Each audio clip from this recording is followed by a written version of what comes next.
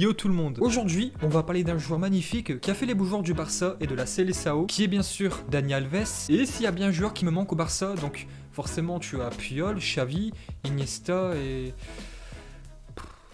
Putain, la nostalgie que je suis en train de me foutre.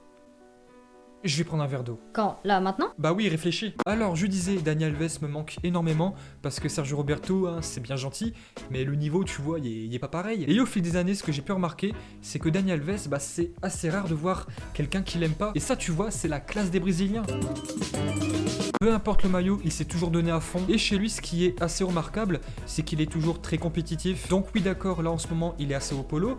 Mais il aura quand même passé 17 ans en Europe au très haut niveau, tu vois. 17 ans de bonheur pour les fans de football. Et ce qui est plutôt intéressant chez lui, c'est que habituellement, les latéraux qui sont très offensifs, bah niveau défense, il y a un gros trou d'air. Comme par exemple Kurzawa, c'est un joueur qui apporte plus offensivement que défensivement. Et dans mes souvenirs, tu vois, de 2008 à 2016 au Barça, il n'y a eu aucun concurrent sérieux. Peut-être à part Alex Vidal sur la fin. Après, c'est vrai, il a été énormément aidé. Il baignait dans un collectif merveilleux. Tout le monde attaquait ensemble et défendait ensemble. Pas comme en ce moment. Je pense qu'avant le Barça était tellement fort que t'avais du mal à trouver une grande importance à ce poste. Car avant, le Barça de Pep, ils avaient toujours la balle, t'avais toujours l'impression qu'ils étaient en supériorité numérique. Et puis voilà, faut le dire franchement, avant quand le Barça jouait, t'avais l'impression de voir 13 hommes contre 11. En plus, moi je suis quand même assez jeune, je suis de 95. Et quand tu as 13, 14, 15 ans, voire 16 ans, tu comprends le football, je dis pas le contraire, t'arrives à comprendre certaines choses, mais j'avais pas la capacité d'analyser comme j'arrive à le faire maintenant. Et maintenant, je me rends compte que Dani Alves au Barça, il était irremplaçable, indispensable, que ça soit sur le terrain ou dans le vestiaire. Après, t'as quand même Jordi Alba en ce moment, et même depuis très longtemps, qui arrive à t'apporter ce petit grain de folie, de descendre et de monter tout le temps, de casser les lignes en fait. Et heureusement qu'il est là, car maintenant, quand tu vois le Barça jouer, tout ce qui est Roberto, Firpo, Semedo, t'as envie de les voir apporter offensivement, de les voir déborder. Alors Semedo, je dis pas le contraire, offensivement, il t'apporte pas mal de choses, mais par contre niveau défense c'est assez difficile. En 2008 son transfert est estimé à 32 millions d'euros et pour l'époque c'est un montant assez élevé, et en 2008 32 millions d'euros pour un transfert, c'est le 3e record du club. Juste avant d'aller au Barça, Dani Alves était à Séville et a délivré de très grandes prestations. Il est resté à Séville de 2002 à 2008 et en 2 saisons il participe grandement à la victoire en Coupe d'Espagne, la Super Coupe d'Espagne, l'Europa League 2 fois et surtout la Super Coupe d'Europe gagnée contre le Barça 3-0. Donc pas étonnant que le Barça pense à lui et n'hésite pas à lâcher un gros billet. Avant lui au Barça, le poste de latéral droit était promis à Zambrotta, le célèbre italien doué des 2 pieds, et ouais ça on connaît. L'Italien est arrivé au Barça en 2006 avec son ami Lilian Thuram en provenance de la Juve, car le club italien venait de se faire reléguer en seconde division à cause de la célèbre affaire des matchs truqués. Mais leur passage en Catalogne est plutôt court, 2 ans. Thuram a pris sa retraite à 36 ans et Zambrotta est parti rejoindre l'AC Milan à 31 ans. Alors voilà, en 2008 pour le Barça, il fallait un second souffle, car en 2008 pour le Barça, c'est pas une bonne année.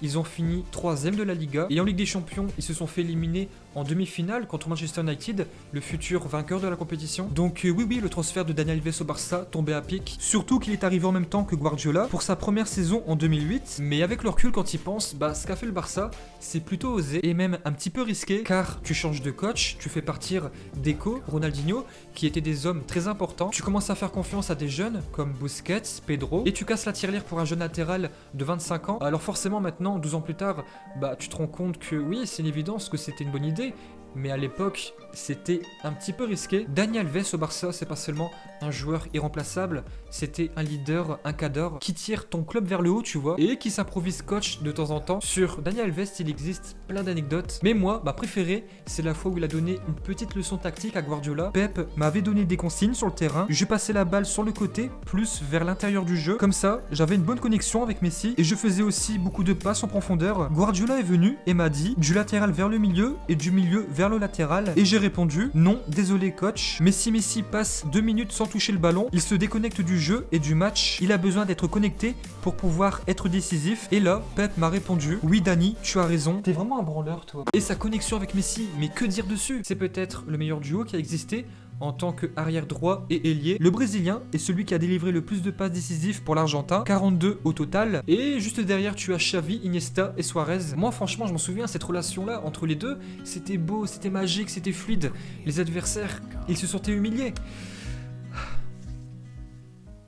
Je vais reprendre un verre d'eau. Mais ouais, bien sûr. Ah ta gueule. Mais si aujourd'hui Daniel Alves peut se vanter d'être le footballeur qui a remporté le plus de titres au monde, et même de tous les temps, bah c'était plutôt mal parti, car comme beaucoup de Brésiliens à cette époque, et même maintenant, il est issu d'une famille pauvre, ils sont 5 enfants au total, il fabriquait des petites boules avec des chaussettes, et jouait au football comme ça. Mais un petit peu plus tard, en vue de son talent, il arrive à intégrer une équipe locale, et il est rapidement positionné en tant que latéral droit, et le reste appartient à l'histoire. En 2016, il quitte le Barça pour la Juve, et c'est vraiment très dommage car il est parti un petit peu en mauvais termes avec la direction. Très ami avec Neymar, lors du Barça Juve à la saison 2016-2017, il a réconforté son ami parce que Neymar, encore une fois, il était en train de pleurer. Et quelques mois plus tard, ils se retrouvent tous les deux à Paris. Daniel Alves au PSG a signé le 12 juillet et Neymar le rejoindra un mois plus tard. Mais après, ce qui est plutôt dommage, c'est que si Neymar serait pas parti à Paris, Daniel Alves non plus. Normalement, il devait rejoindre Pep en Angleterre et ça, même lui l'a dit. Quelques mois avant son transfert à la Juve, il a affirmé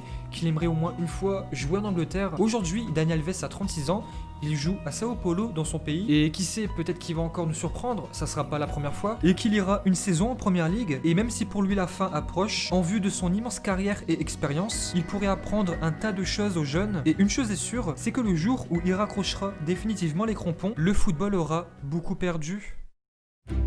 Et bien voilà, j'espère que vous avez aimé cette vidéo. Si c'est le cas, abonnez-vous à la chaîne Auto à mon Barça, un commentaire, un pouce bleu, ça nous fait plaisir. Et nous on vous dit à la prochaine. Yo tout le monde!